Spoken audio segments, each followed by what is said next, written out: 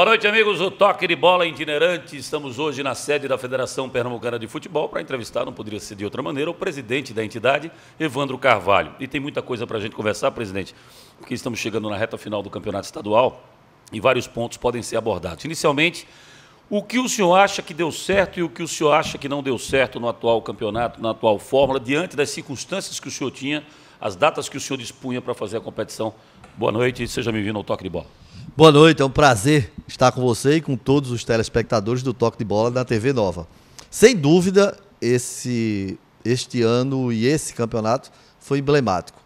Primeiro, porque nós conseguimos desenvolver uma pesquisa, um estudo de aceitabilidade do público, que demonstra, entre outros itens, entre outros vetores, a questão do impacto da não existência, do não incremento financeiro do Todos com a Nota.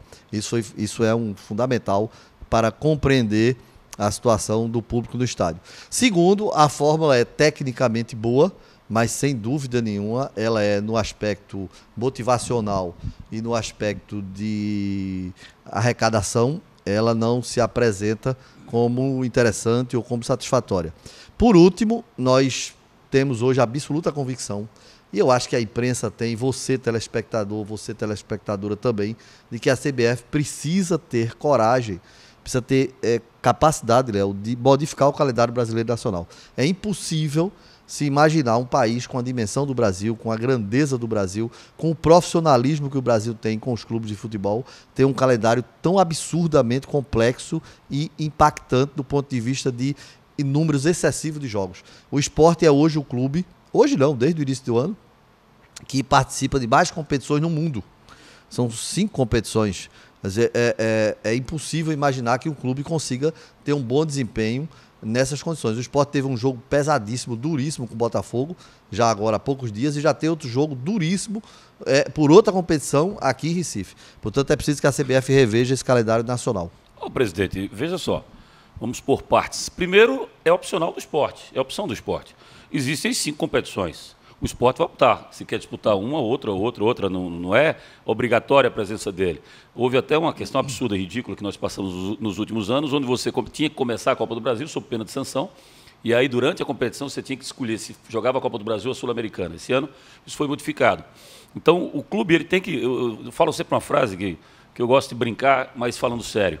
Se não aguenta, para que nasce? Quer dizer, na hora que você se dispõe a disputar uma competição, você tem que estar preparado para disputar essa competição. O esporte sabia, fez uma pré-temporada e teve as férias, sabendo quais seriam os jogos, a constância dos jogos. E eu tive hoje de manhã, eu tive o prazer de fazer um debate, estreando um programa na CBN, com temas específicos. E o tema foi profissão jogador de futebol, onde a gente levou Adelson Vanderlei Cook e o preparador do Santa, Márcio Faria, para discutir o seguinte: por que hoje você não pode jogar domingo, quarta e domingo se a vida inteira se pôde? Mais intenso o futebol hoje, tá mais intenso, mas você tem mais condições físicas, tecnológicas, fisioterápicas, terapeutas, para que você possa fazer com que uma equipe renda um pouco mais. E quando a gente para pensar, presidente, nós que trabalhamos o dia inteiro para cima e para baixo, para um lado e para o outro, nós trabalhadores brasileiros, a gente faz hoje 5, 6 emissoras com publicidade toda hora. O jogador ele trabalha efetivamente 6 horas intensas por semana. Ele trabalha 2 horas no domingo, jogou futebol. Parou, descansa segunda, é regenerativo. Vai na terça, treino leve de tarde, porque vai jogar no outro dia. Joga 2 horas mais intensas na quarta.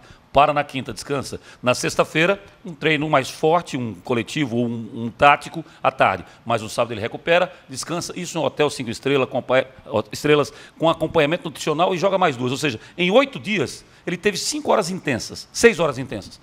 Tem muito mais trabalhador, que tem muito mais intensividade e que não tem nem motivação para fazer de tal forma. Você dá 8 horas de trabalhos intensos por dia e você está falando de 6 horas semanais. Essa questão que o senhor fala do calendário, ele existe e está aí.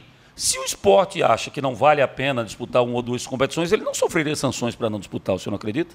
É verdade. Contudo, é preciso que nós observemos o seguinte, e você, telespectador, telespectadora, pode acompanhar. Quando, ao início de cada ano, a Confederação Brasileira de Futebol, tal qual as federações fazem, realiza o Conselho Técnico, que é a reunião das 20 equipes da Série A aí depois as 20 da Série B e assim sucessivamente. Quando nós fazemos e apresentamos a proposta de reduzir o calendário, de reduzir o número de jogos, os clubes, leia-se aí principalmente Corinthians, Flamengo, São Paulo, eles são radicalmente contra, porque eles entendem e dizem que tem plantel suficiente para disputar jogos até 5 vezes por semana, segunda, terça, quarta. Ou seja, eles não aceitam de nenhuma forma a redução de calendário, porque isso impacta, evidentemente, na redução de receita por conta dos patrocínios diretos e indiretos. Patrocínio de fornecedores, patrocínios de prestadores de serviço e patrocínio de rede de televisões, etc. Então, é preciso, talvez, que a CBF absorva esse papel de tutor e determine um número limite. Por quê? Para o dirigente de clube, o que ele alega é que é muito difícil para ele como ele se posicionar perante a torcida se ele disser que não vai disputar essa ou aquela competição. Então ele prefere que essa responsabilidade seja transferida para o gestor, no caso a confederação, para que ela determine que só vão ocorrer X competições. O clube vai reclamar, vai dizer que é ruim, mas vai no final aceitar. Mas é contraditório, né? Quando a CBF determina, ou a FPF determina alguma coisa, o clube chia. Isso aí tem que ser decidido pelos clubes. Quando é facultado ao clube a possibilidade dele escolher se quer ou não participar da competição, ele vai chiar e vai querer que a responsabilidade para fugir da torcida seja da entidade? É porque no futebol o torcedor talvez não perceba isso, a torcedora, mas você sabe que é profissional. No futebol, federação e confederação é vidraça. Então, nós não temos torcida. Quer dizer, para nós, o fato de ser criticado, o fato de ser o objeto da crítica, não impacta. Para o clube, não. O clube depende da relação da network com o sócio, o clube depende da imagem dele perante o potencial de torcedor que ele pretende captar. Então, nós até compreendemos isso, então nós absorvemos isso bem.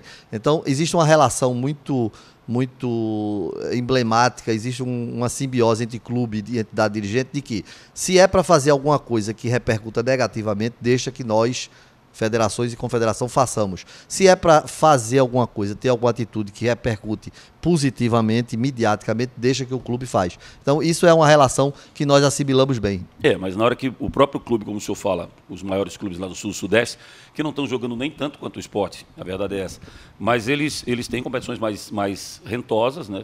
O campeão da Libertadores vai ganhar 24 milhões de reais. 24 milhões de reais para o campeão da Libertadores. E quando a gente vê a Copa do Nordeste, quando a gente vê a Copa do Brasil, quando a gente vê o Campeonato Brasileiro da Primeira Divisão, todos têm o mesmo objetivo, chegar na Libertadores. Então, quando a gente vê o Sport jogar, por exemplo, contra o Botafogo, enquanto o Sport está jogando uma competição para chegar na Libertadores, o Botafogo está disputando paralelamente a essa competição a Libertadores da América. O que tem que existir é uma linha prioritária. Eu tenho que decidir aqui, qual é meu foco. Se, e somente se, os clubes não acreditarem, como o senhor falou que alguns dizem que tem, condições de jogar todas as competições. Eu faria jogo a jogo. Eu sempre disse, Evandro, que eu escalaria um time de futebol, numa situação como essa do esporte, a 6 mãos. 6, não mais do que 6. Não é juntar todo mundo. 6 mãos. A do técnico, a do médico e a do preparador físico. Sentam os 3. O elenco é esse aqui. Próximo jogo, quais as consequências de eu contar com esse aqui não pode, esse aqui vai, esse aqui. Porque primeiro, se você chegar para o jogador, a grande maioria vai dizer que quer jogar. A totalidade. Eu vi um jogador, acho que foi Jarbas, dizer que, ex-jogador Jarbas, dizer que não é assim que cansa. Eu falei, pergunta para Cook, pergunta para Zé do Carmo, pergunta... Os caras querem jogar. Sabe por quê? Porque se você não jogar, você treina. É mais desgastante para o jogador treinar do que jogar. Ele quer jogar. Tem um aspecto que o torcedor e a torcedora certamente não sabem. Hoje, a relação trabalhista do clube com o jogador, que outrora era o salário e o bicho, ela não é só o salário e o bicho. Hoje, o atleta que entra em campo, ele tem uma participação financeira pelo número de vezes que ele é escalado como titular. Então, por exemplo, eu vou citar, sem dizer o clube aqui de Pernambuco, o atleta X, quando ele joga, se ele fizer todos os jogos no mês, ele tem um plus da ordem de R$60 mil no salário. Então, é verdade. E isso vige nos grandes clubes do Brasil. Quer dizer, o clube, ele tem, além do salário fixo, além da imagem, ele tem um plus pelo número de vezes que ele é escalado como titular. Isso é lei? Isso é convenção? Isso é uma conduta de desenvolvimento de relação trabalhista entre clube e jogador. É uma fórmula que os executivos encontraram de motivar mais o jogador e fazer com que os jogadores se empenhem mais, porque eles sabem que a escalação deles como titular representa financeiramente um acréscimo de receita. Existem alguns erros nessa relação jogador-clube. Eu sempre falei isso também. e tentei colocar isso no Náutico em 96. Não coloquei porque fui voto vencido. Mas sempre deixei explícito o seguinte: quando está valendo uma vitória, são 38 jogos, para dar um exemplo prático, Campeonato Brasileiro, 38 rodadas. Vamos supor que cada jogador receba R$1.000, para ser simbólico, por jogo. Se ele ganhar as 38, ele tem R$38.000 de bichos. Eu não pagaria bicho por vitória no Campeonato Brasileiro. Faria uma escala simples. Libertadores, você ganharia 38 para entrar... Não, 38 você já estava classificado. Para entrar na Libertadores, eu te dou R$60.000, quase o dobro. Para ser campeão brasileiro, eu te dou R$100.000 para cada jogador. Mas não é por questão de tabela aleatória, não. É que você vai ver, e eu estou dando números aleatórios, mas isso tem que ser estudado pelo clube, quanto efetivamente ele vai receber por essas conquistas. Quanto eu recebo para eu entrar na Libertadores, quanto eu recebo para entrar, por eu ser campeão brasileiro. Prêmio, premiação. Sem contar com todas as, como o senhor falou, todas essas rendas paralelas que nutrem um clube quando ele disputa uma competição como essas. O jogador ele vai valer quanto pesa. Na hora que você dá bicho para o jogador, ele chega, por exemplo, o Náutico e Oeste. O Náutico chega até a reta final para ficar na quarta posição e subir para a primeira divisão. Na última semana, os jogadores estão discutindo um salário atrasado. Eu acho uma falta de visão absurda, de todos. Porque isso tinha que ser pré-acordado, dizendo assim, ó, gente, se vocês subirem, não só nós vamos pagar o salário, como nós vamos ter uma condição de aumentar o salário de vocês. Se vocês não subirem, esse salário dificilmente vai ser pago. Vocês vão receber esse mês que está atrasado. E o outro? E o outro? Vocês receberam outubro, né? Em novembro o jogo? E novembro e dezembro? 13º, férias. Como é que vocês vão receber isso? Não vão. Então é mal conduzido isso no cômputo geral pela falta de transparência. Se você chega para o jogador e fala assim, está suspenso o bicho. Agora, em compensação, você ganha 3 vezes mais por conquista que nos dê retorno financeiro.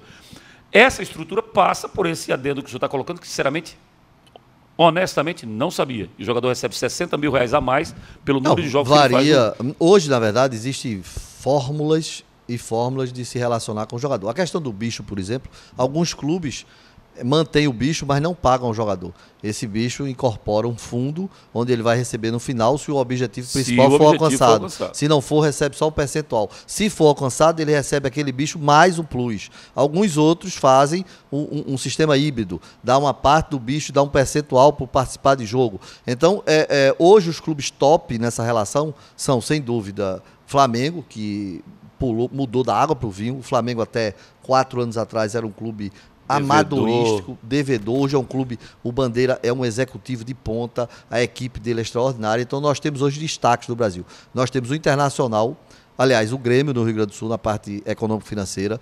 Nós temos o Luverdense, dentro da modéstia dele, mas na parte de captação é quase que uma SPE, quase que uma sociedade de divisão de lucros. E nós temos no norte e nordeste do Brasil o esporte. Então hoje você tem São Paulo, o Corinthians é muito desarrumado nesse aspecto. São Paulo, Flamengo, Luverdense e Sport. E Atlético Paranaense. Esses 5 clubes são referência no Brasil em termos de organização, de modernização de relação trabalhista, de fórmula de participação de recurso financeiro. Então, é uma evolução constante, é profissionalismo. Na medida que o clube se profissionaliza, ele melhora a relação com o clube e o clube também profissionaliza seu jogador, que passa a ser uma pessoa mais capacitada para entender. Nós temos aí, evidente, casos constantes de que o próprio clube gera a possibilidade dos jogadores se habilitarem melhor, se qualificarem melhor em questões econômico-financeiras, em questões de macroeconomia. Tudo isso é fundamental. É uma evolução do sistema do futebol, dentro e fora de campo. Eu espero, sinceramente, que a gente tenha essa evolução mais concretizada para efeito dessa relação, porque eu não entendo reclamar por jogar, eu entendo reclamar por não jogar. Porque aqueles times que têm poucas competições, o Náutico está passando por isso agora, você está sem receita para pagar um mês de salário para os jogadores e você não tem expectativa. Você tem 2 partidas decisivas em relação à presença da Copa do Nordeste ou não do ano que vem, de uma pré-Copa do Nordeste, né, porque só os 2 estão classificados automaticamente pela mudança do regulamento, e você tem um campeonato nacional, começa no outro final de semana apenas, né, quando o Náutico vai jogar contra o América de Minas. E aí as rendas não devem ser satisfatórias em princípio, só depois é que deve aquecer. Então o Náutico tem que torcer. O Náutico queria estar no lugar do esporte jogando 5 competições, pode ter certeza. Voltamos já. Estamos de volta com o toque de bola desse sábado, hoje entrevistando o presidente da Federação Pernambucana de Futebol, Evandro Carvalho. E a gente tem muitos assuntos em que a gente precisa ser mais claros, mais específicos, presidente.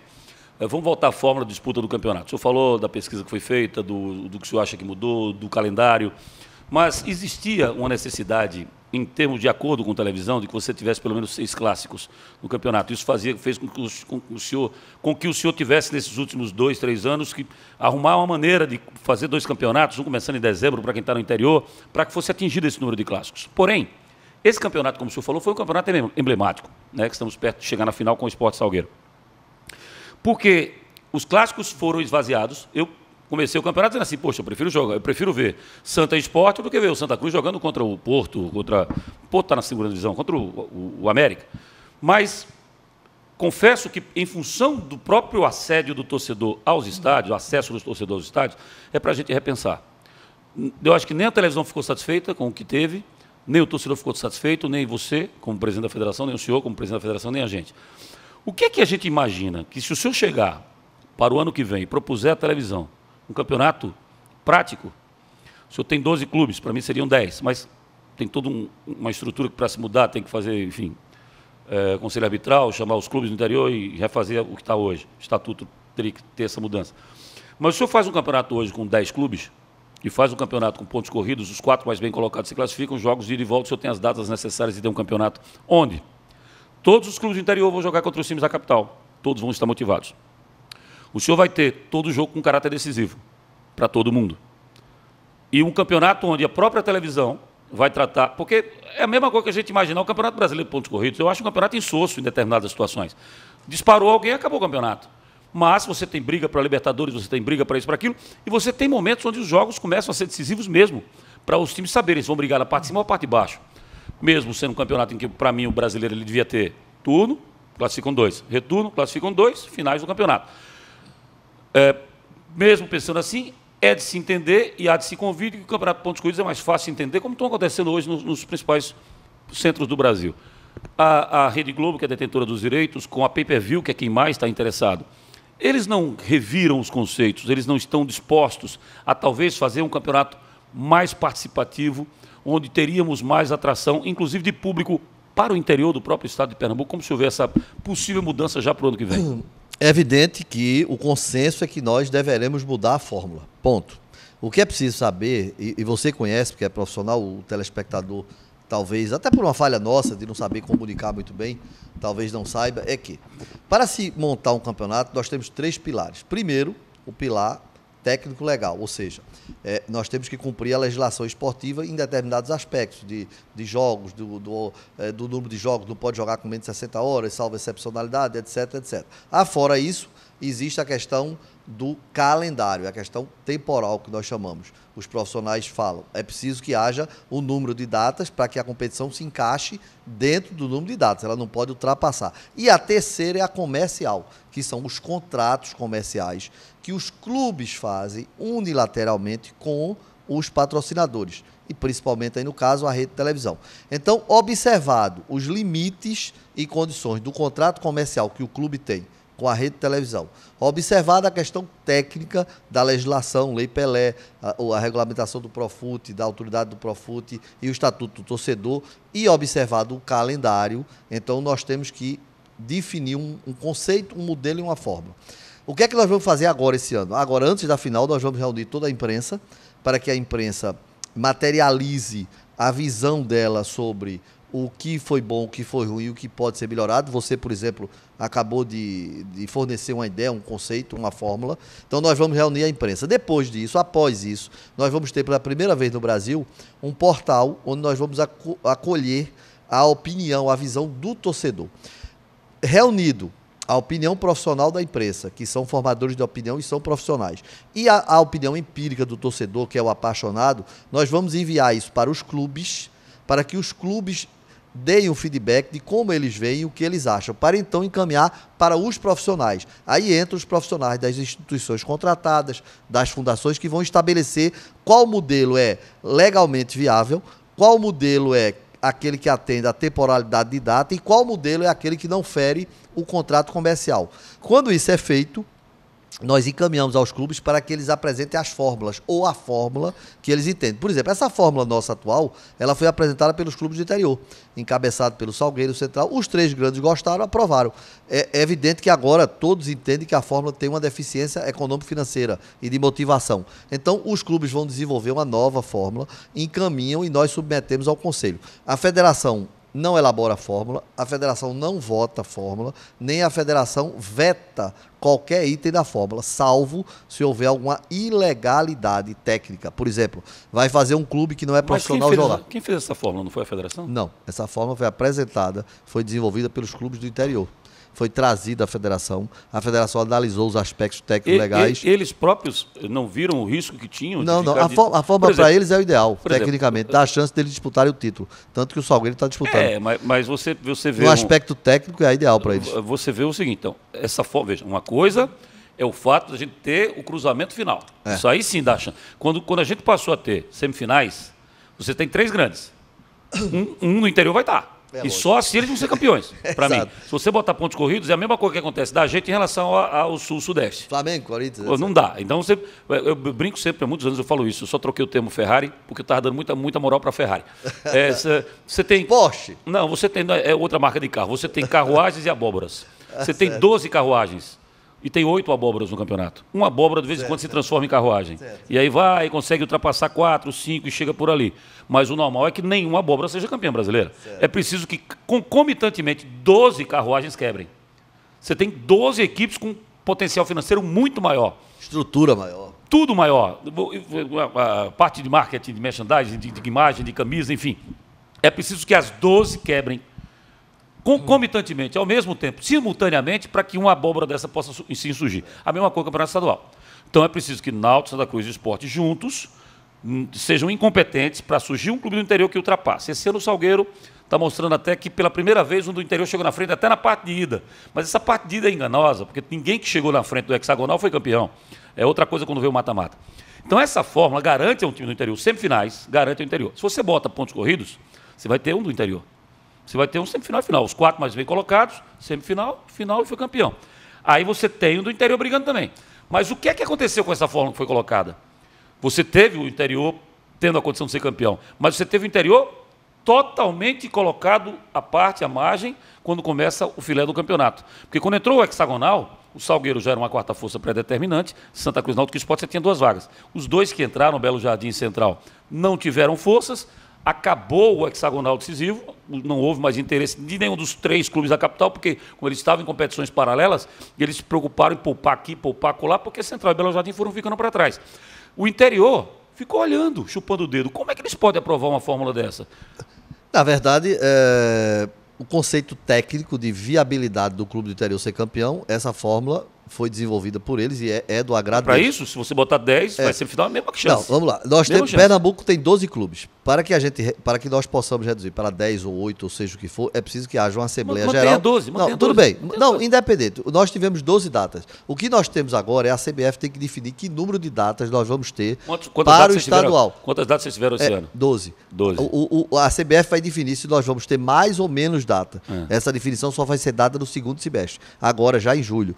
Quando nós tivermos a definição, que a gente chama de temporalidade, que é um daqueles 3 pilares, aí nós vamos desenvolver as ideias, os conceitos para poder montar a fórmula do campeonato. Então não adianta o senhor fazer essa reunião agora para saber alguma coisa, enquanto o senhor não souber o número de datas. A não ser que o senhor faça uma prévia. Nós vamos fazer, tipo, exatamente. Se tivermos 10, se tivermos 12, se tivermos 8. Exatamente. Nós sabemos o seguinte, nós sabemos que jamais vai ser reduzido a menos de 12.